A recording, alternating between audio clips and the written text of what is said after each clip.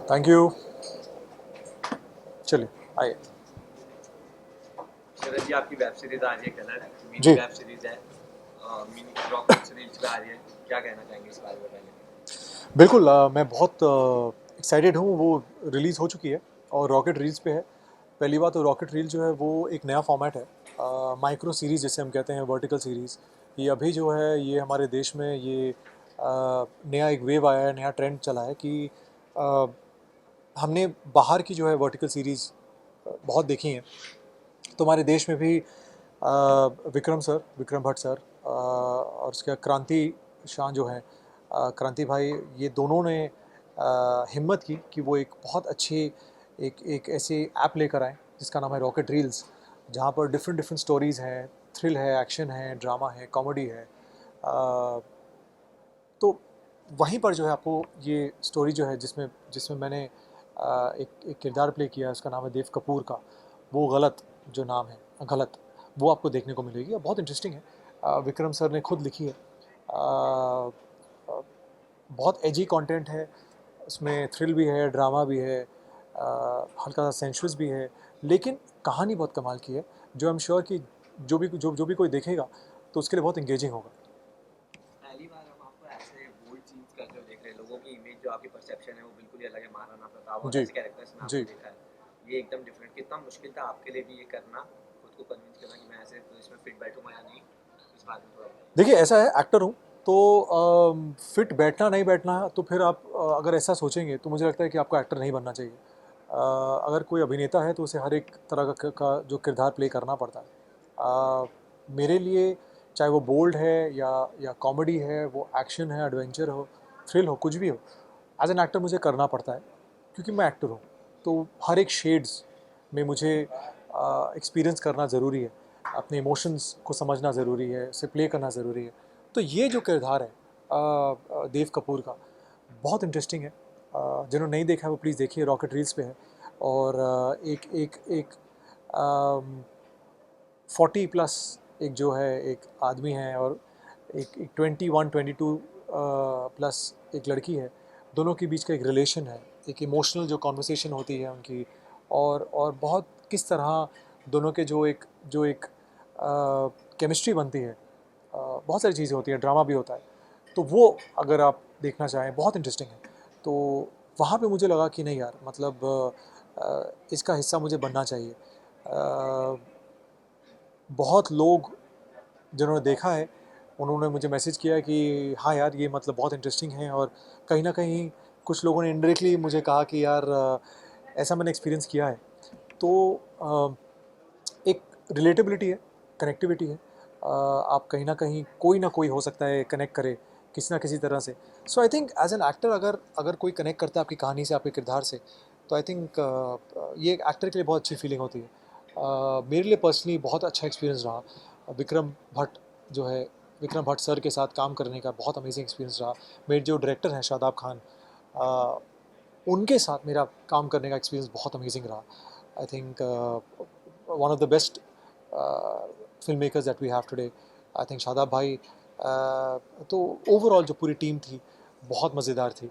और सीज़न 1 बहुत अच्छा रहा। सीज़न 1 अभी हमारा ट्रेंडिंग पे है और बहुत लोग देख रहे हैं और बहुत अच्छे रिव्यूज़ आ रहे हैं। तो उसी के चलते अब सीज़न 2 जो है, मोस्ट लाइकली उसकी शुरुआत भी होने वाली है बहुत जल्द। तो जब फर्स्ट आपको अप्रोच किया एंड आपने कॉन्सेप्ट सुना कि वर्टिकल फॉर्मेट में ये होगा, कुछ नया है, इंडियन ऑडियंस को ज़्यादा आदत नहीं है ऐसे कंटेंट के, एंड एपिसोड भी ज़्यादा बड़े नहीं होंगे, तो आपका क्या रिएक्शन था, आपके क्या थॉट्स थे? अ, देखिए, ऐसा है, वर्टिकल सीरीज़ है तो मुझे लगता है कि आज के टाइम पे ना हमारी जो अटेंशन स्पैन जो है बहुत कम हो गया है।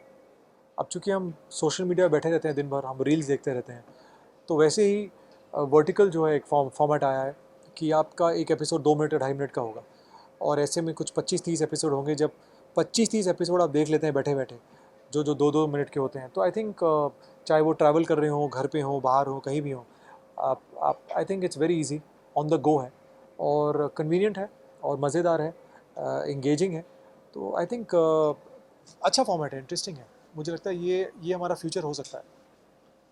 वेब सीरीज भी आपने कर लिया, टेलीविजन आप बहुत समय से कर रहे हैं, फिल्म्स भी आपने किया है, तीनों फॉर्मेट में आपको सबसे ज़्यादा इंटरेस्टिंग है, क्या अलग, कितना मुश्किल होता है एक एक्टर के लिए ढालना खुद को तीनों अलग-अलग फॉर्मेट के लिए?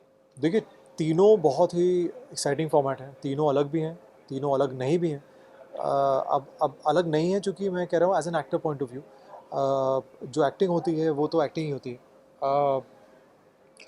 कुछ मीडियम में आपको थोड़ा रियल करना पड़ता है, कुछ में थोड़ा हल्का सा एग्जैजरेशन होता है। जैसे थिएटर में अगर हम बात करें, उसमें थोड़ा प्रोजेक्शन ज़्यादा होती है, बॉडी लैंग्वेज थोड़ी ज़्यादा हमें उसके एग्जैजरेट करना पड़ता है। टेलीविज़न बहुत टाइट फ्रेम की होती है, यू नो, तो उसमें हल्के से हमें समझना पड़ता है कि क्या फॉर्मेट क्या है, और कितना है, स्पेस कितना है।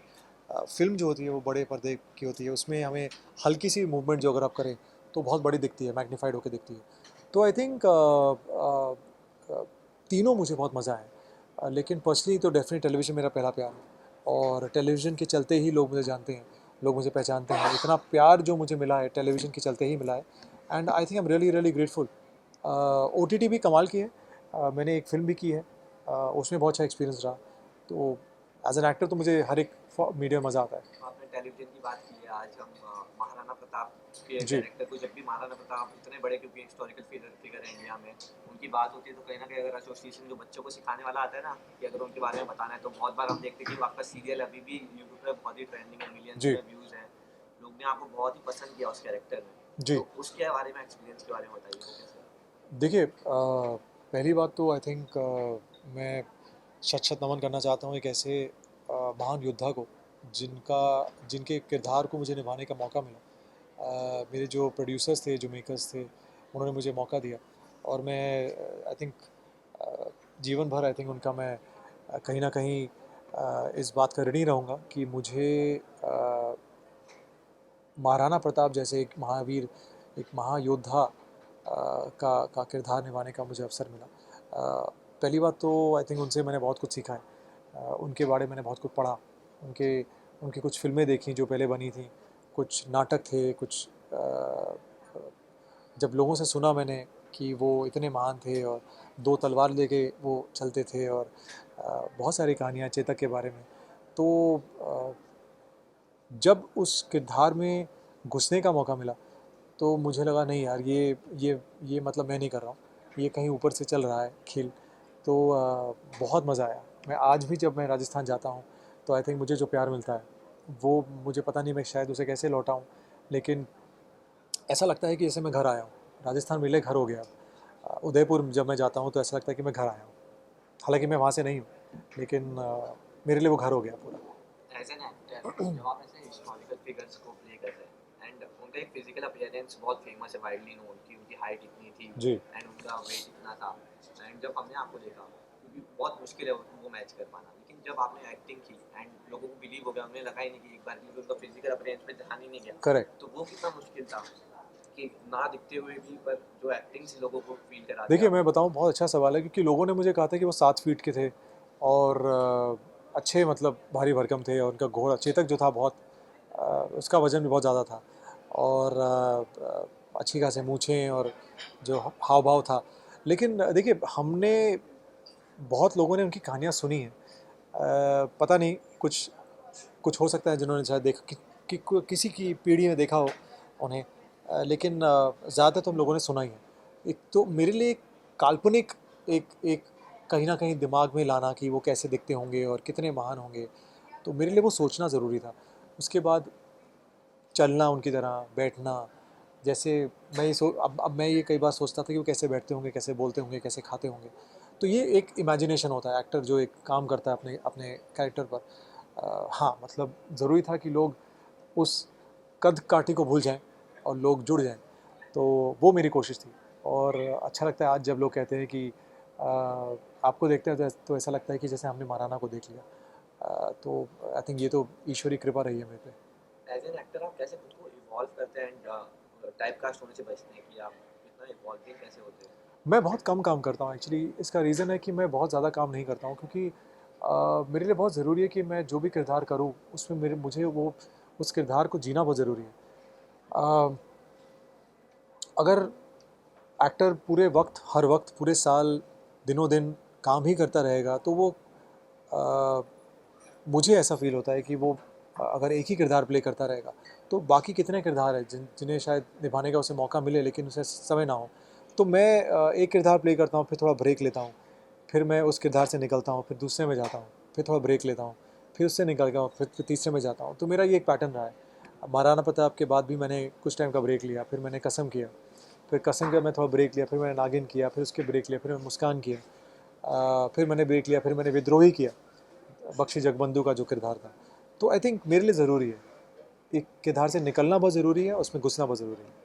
तो आपको 15 साल से भी ज़्यादा हो गए इस इंडस्ट्री में, जी। तो आपने कैसे बदलाव देखा एज ऑडियंस का भी perspective towards you, and industry भी इन जनरल 15 साल में कितनी बदली है? बहुत बदली है I think industry. I think television, जब मैंने शुरुआत की थी 2006 में, टेलीविज़न में कंपटीशन इतना नहीं था, अब बहुत ज़्यादा कंपटीशन आ गया। उस टाइम शोज़ की लॉन्जिविटी ज़्यादा थी, शो चलते थे 2 साल 3 साल 5 साल 6 साल। अब अब जो सुनने में आता है कि 2 महीने 3 महीने 6 महीने साल भर, तो वो ख़राब लगता है क्योंकि आप बहुत मेहनत करते हैं, पूरी टीम मेहनत करती है और जब शो नहीं चले तो पूरी टीम को कहीं ना कहीं टीम बहुत मायूस हो जाती है। टेक्निकली डेफिनेटली और इम्प्रूव हो गया है, एडवांस हो गया है। मेकर्स बहुत अच्छे आए हैं अभी, बहुत यंग यंग मेकर्स आए हैं, क्रिएटिव माइंड्स अच्छे आए हैं, बहुत अच्छे एक्टर्स आए हैं बहुत। तो आई थिंक उस अगर तरीके से देखें, अगर आप उस एंगल से देखें तो आई थिंक नया टैलेंट आया और बहुत जोश वाला टैलेंट आया, मतलब बहुत ही उनमें एक जज्बा है अच्छा काम करने का। पहले भी था, पहले भी बहुत अच्छे लोग थे। अब जो है यंग टैलेंट वो बहुत कम्पिटिटिव हो गया है कि आपने अच्छा किया तो मैं आपसे अच्छा करूँगा और ज़्यादा। तो वो एक जो होता है ना, एक जज्बा कि हर वक्त बेटर करने का, अब मुझे लगता है ज़्यादा है। जैसे आपने कहा लॉन्गेविटी अब सीरियल्स की उसकी इतनी ज़्यादा रही नहीं, तो आपको क्या लगता है कि ये एक रीज़न क्योंकि कंटेंट बहुत ज़्यादा हो गया है, एंड अब जो पहले ऑप्शन थे उससे कई ज़्यादा ऑप्शन लोगों के पास है, इसकी वजह से कहीं ना कहीं लोग अब उतना ज़्यादा पसंद नहीं करते एक सीरियल या एक चीज़ को देखना, बहुत ज़्यादा मुश्किल हो गया as a maker and actor कि लोगों को आप कनेक्ट करके रखें, एंगेज करके रखें अपने टॉपिक से एंड अपनी स्टोरी से। मतलब किस सेंस में? इस सेंस में कि ताकि लोग ज़्यादा टाइम तक उससे कनेक्टेड रहे, बोर ना हो जाए आपके कैरेक्टर एंड आपकी स्टोरीज से। जैसे सीरियल्स थे पहले 5 साल जी 6 6 साल जी चलते थे, अब जी। वहाँ उतना लॉन्गेविटी चलती नहीं, हाँ। तो तो कॉन्टेंट्स की। देखिए कंटेंट कहीं ना कहीं मुझे लगता है कि ऑब्वियसली रिस्पॉन्सिबल है। मुझे लगता है पहले कंटेंट बहुत इंटरेस्टिंग था, एक्साइटिंग था, इंगेजिंग था। मतलब अगर हम 10 शो उठाएं एवरेज में, 10 टीवी शोज़ 2005 6 7 8 के आसपास, अर्ली 2000, तो 10 में से सक्सेस रेशियो 6 7 का होता था। अब अगर हम उठाएं तो 10 में से 2 3। तो उस मामले में मुझे लगता है थोड़ी चीज़ें हल्की सी चेंज हुई हैं। लेकिन टीवी तो टीवी है, और टीवी मुझे लगता नहीं कभी भी जो टीवी का जो टीवी एक्टर्स को जो लोग प्यार देते हैं वो अब मुझे लगता है जीवन रहेगा। मुझे आज भी, मुझे टीवी किए हुए कुछ 3 साढ़े 3 साल हो गए हैं, लेकिन आज भी मैं टीवी को बहुत मिस करता हूँ। मैं वेट करता हूँ कि कोई मुझे बोले कि ऐसा किरदार है आप करो ना प्लीज़, क्योंकि मेरा मन करता है कुछ इंटरेस्टिंग प्ले करो और कुछ एक्साइटिंग हो जो शायद लोगों ने पहले कभी मुझे नहीं देखा हो जिस रूप में। क्योंकि मैंने अब तक कुछ 6 7 शो किए हैं अब तक, सिर्फ 15 16 18 सालों में, और हर एक, लकीली हर एक किरदार बहुत अलग रहा है। चाहे वो महाराणा प्रताप का ले लीजिए, सागर का ले लीजिए, वीरांशु सिंघानिया ले लीजिए, ऋषि सिंह बेदी ले लीजिए, तो हर एक कैरेक्टर जो है बहुत बहुत अलग रहा है। जो मेरी एक पर्सनल कोशिश रहती है कि मैं थोड़ा डिफरेंट रखूं। अगर हम बात करें बिहाइंड द सीन, अगर कोई ऐसी मूवमेंट, क्योंकि आप पहली बार ऐसा कुछ शो कर रहे थे जो इतना बोल्ड है, जी। तो ऐसा कोई मूवमेंट जो बिहाइंड द सीन हो आपने फैंस को बताना चाहें बोल्ड मोमेंट। या आपका एक्सपीरियंस? हाँ, मतलब पहली बार टेलीविज़न में क्या होता है कि फ़िज़िकल इंटीमेसी हम ज़्यादा दिखा नहीं पाते हैं क्योंकि कुछ दायरे होते हैं। लेकिन ओटीटी फ़िल्म्स में थोड़े और हम लीनिएंट हो जाते हैं, तो फिर क्रिएटिव फ्रीडम थोड़ी मिल जाती है, जो सही तरीके से अगर यूज़ करें तो उससे अच्छा है। तो मुझे याद है पहली बार मुझे फ़िज़िकल इंटीमेसी जो मुझे कहा गया, तो थोड़ा जैसे उसमें अगर कहा गया मुझे किस करने के लिए, जो एक फॉर्म ऑफ फिजिकल एक एक्सप्रेशन है, लव, लव का एक्सप्रेशन है। तो जब मुझे कहा गया किस करने के लिए तो मैं थोड़ा हल्का सा अनकंफर्टेबल हो गया, बिकॉज आदत नहीं है आपको ऑन स्क्रीन एक इस तरह के एक्सप्रेशन की। लेकिन फिर अपने आप को समझाया कि आप एक्टर हैं, और अगर आपको कोई एक्सप्रेशन आपको दिखाना है किसी तरह, तो आपको दिखाना पड़ेगा, ऑब्वियसली कीपिंग इन माइंड कि वो अच्छा लगे और साफ़ सुथरा लगे और गंदा नहीं लगे। सबसे मेरे लिए सबसे इम्पोर्टेंट मेरे लिए वही है। और कहानी अगर डिमांड कर रही है, कैरेक्टर डिमांड कर रहा है, तो फिर ठीक है। ऐसा नहीं हो कि आप उसी के आसपास पूरी कहानी बनाएं, वो गलत है। घर पे क्या बातचीत हुई थी आपकी, क्योंकि अब आपके पार्टनर भी है, जी तो ये एक स्पेस जो होता है वो कहीं जी ना कहीं एक टॉपिक आपका होता है जी कन्वर्सेशन का, तो जी। आपके घर पे कैसे कन्वर्सेशन रही थी इसके अराउंड जब बहुत आप अच्छी रही यार, मतलब मुझे मुझे सबने कहा कि बहुत इंटरेस्टिंग है, और एक अलग एक रूप में देखा है मुझे सबने। पहली बात, लुक बहुत अलग था, सॉल्ट एंड पेपर लुक है, जो अब तक लोगों ने नहीं ट्राई किया ज़्यादा। तो मेरे लिए पहली बार था। और जिस तरह घर पे रिएक्शन आया, चाहे वो मेरी वाइफ का हो, चाहे वो फ्रेंड्स का हो, फैमिली का हो, सबको बहुत इंटरेस्टिंग लगा। सबने कहा कि बहुत क्लासी दिख रहा है, गंदा नहीं दिख रहा है, कहानी इंगेजिंग है, और देव कपूर और आर्या का जो जो जो रिलेशन, जो केमिस्ट्री है, वो कमाल की है। तो आई थिंक वो लोगों को बहुत पसंद आई है। तो बस वही है, सीज़न 2 अभी बहुत जल्द, उम्मीद है आप लोगों को देखने को मिले, और उसमें भी बहुत सारा धमाल होने वाला है, ड्रामा, बहुत भर के ड्रामा होने वाला है उसमें। अब आपने सीजन 2 का बता ही दिया है, तो मैं ज़्यादा कुछ नहीं बता पाऊंगा बट जी Sharad Malhotra as an actor, जी। अब आगे क्या, वेब सीरीज में ही हम आपको और ज़्यादा देखेंगे या टेलीविजन से भी जुड़ा हुआ नहीं देखिए, रहेगा? ऐसा है, जहाँ अच्छा काम हो, जहाँ अच्छा कंटेंट हो, आप मुझे वहाँ देखेंगे। चाहे वो टेलीविज़न हो, ओटीटी हो, फिल्म्स हो, मैंने कभी भी किसी में भेदभाव नहीं किया। मेरे लिए तीनों मीडियम्स बहुत इंपॉर्टेंट है, चाहे वो स्टेज भी हो, मुझे थिएटर भी बहुत पसंद है, हालांकि ज़्यादा करने का मौका नहीं मिला, लेकिन जहाँ इंटरेस्टिंग कहानी हो, अच्छे मेकर्स हो, मैं आप मुझे वहीं देखेंगे, मतलब आप मुझे वहीं पाएंगे। एक क्विक रैपिड फायर आपके साथ। अच्छा। आपका फर्स्ट पे चेक अमाउंट क्या था? अच्छा, मुझे लगा पूछे आपका फर्स्ट किस कब था। अच्छा, फर्स्ट पेचेक था मेरा, एक एक एड शो किया था, एड कमर्शियल मैंने किया था, आई थिंक 2003 में, जिसके लिए मुझे 1500 रुपये मिले थे। बहुत थे उस वक्त मेरे लिए।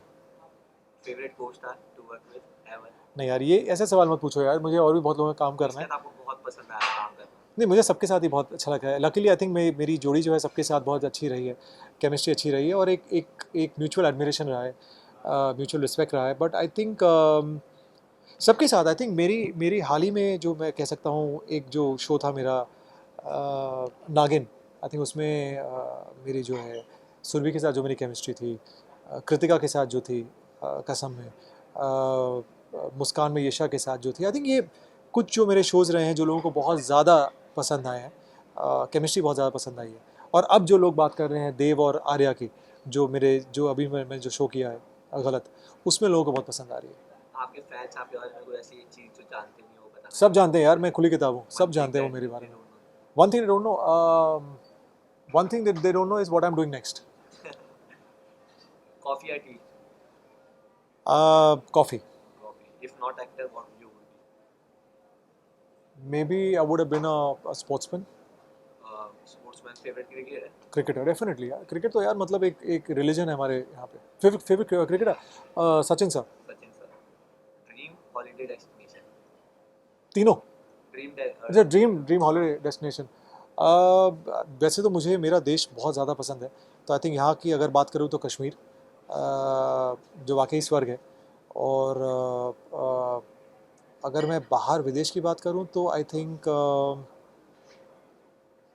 बहुत सारी जगह है यार, I think Switzerland. Dream director to work with? Sanjay Leela Bhansali, Sanjay sir. One last thing जो आपने बिंज वॉच की हो? मैंने एक शो आया था, मैंने देखा था कोविड के टाइम पे, मनी हाइस्ट, वो मैंने शो बहुत बिंज वॉच किया था, और पागल हो गए थे हम वो शो को देख के। और याद है, मैंने एक ट्यून थी वहाँ पे, बेला चाव की, वो मैंने बजाई थी, वो मैंने पोस्ट किया था इंस्टा पे कोविड के टाइम पे, जो लोगों को आई थिंक बहुत पसंद आई थी, वो रील आई थिंक कुछ वायरल भी हुई थी मेरी, तो गिटार बजाते हुए, तो वो एक थी। और अब मैंने ऑब्वियसली बिंज वॉच किया अपना शो गलत, जो रॉकेट रील्स पे है। One word for your friends use to describe you? आपके दोस्त ऐसा कोई वर्ड जो आपको डिस्क्राइब करने के लिए यूज करें? मेरे दोस्त, हाँ, अगर आपके बारे में बताना चाहे तो। मूडी, हद से ज़्यादा। आई थिंक मेरी पीआर टीम ही जानती है मैं बहुत मूडी हूँ। Thank you. Done, thank you so much, thank you यार।